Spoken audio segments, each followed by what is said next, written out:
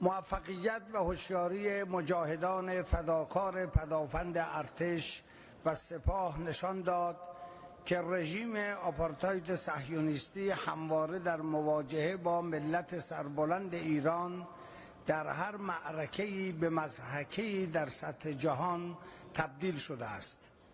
مقایسه عملیات وعده صادق II با اقدام اخیر نظامی این رژیم گواهی روشن بر توان بازدارندگی نیروی دفاعی جمهوری اسلامی ایران است.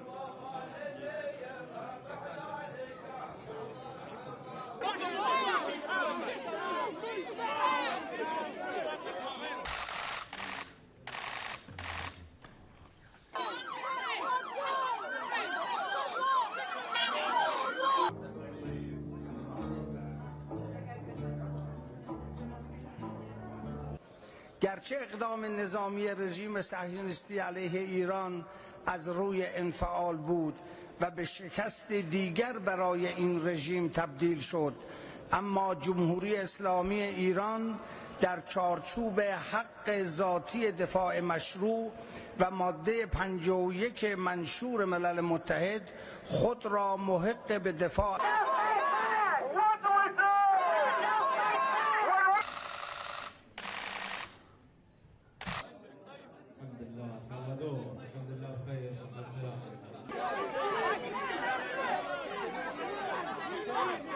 شهر رمضان الفضيل هذا شهر التعايش مع بعض والتسامح والتعاون، والجميع يؤدي واجبه. الناس يزكون والناس يصلون صلاة التراويح، وهاي أشياء جميلة جدا.